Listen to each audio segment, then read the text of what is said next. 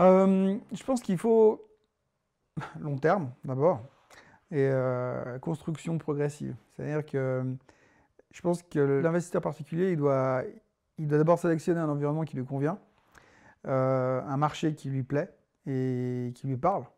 Je pense qu'aujourd'hui, un investisseur particulier qui dit je vais aller faire de la Chine, du Japon, de la Russie, des États-Unis dans tous les sens, c'est pas l'ultra diversification n'est pas la meilleure des solutions. Donc euh, traitez ce que vous connaissez et quand vous achetez des actions, surtout achetez ce que vous connaissez là aussi. Donc quelque part, déjà la règle numéro un, c'est de dire mon univers d'investissement, c'est ce que je comprends et ce que je maîtrise, voir ce que j'aime. Moi, je déconseille fortement de partir sur les trucs qu'on ne comprend pas.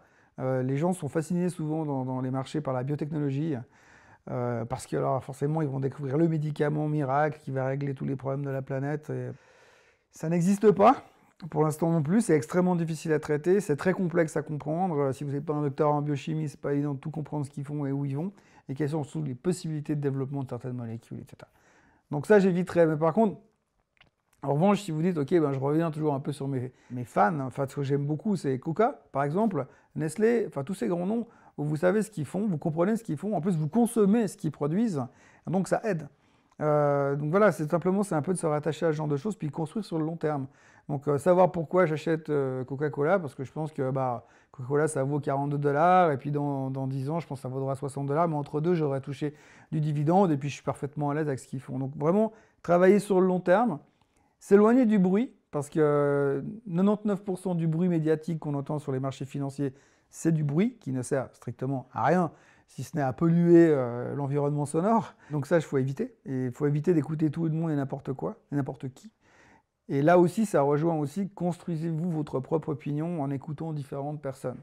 Et ne vous basez pas sur un type quelque part qui aurait dit que c'est génial et qu'il faut faire tout ce qu'il dit. Là encore, ça n'existe pas. Les méthodes fabuleuses qui vous disent de devenir très riche en 6 mois, ça n'existe pas parce que sinon, bah, je les vends aussi. Si je la trouve, je la vends pas. Donc voilà, soyez réaliste, travaillez sur le long terme, achetez ce que vous maîtrisez, ce que vous connaissez, mettez-vous des limites à la hausse comme à la baisse. Soyez prêt à, surtout, je crois que là c'est très important, c'est soyez prêt à vous tromper et puis quand vous vous trompez, soyez prêt à vous couper, à dire ok j'ai faux, j'arrête, je passe à autre chose.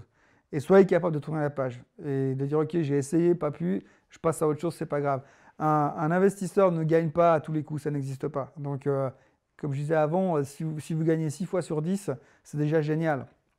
Vous ne attendez pas à faire 9 fois sur 10, 10 fois sur 10, c'est encore, c'est pas possible. Donc, travaillez sur le long terme, posez-vous les bonnes questions, soyez objectif, prenez les choses tranquillement et voyez loin. Et puis, croyez surtout en ce que vous faites et sachez pourquoi vous le faites plutôt que de croire en ce que disent les autres et ce que font les autres, parce qu'ils en savent pas plus que vous.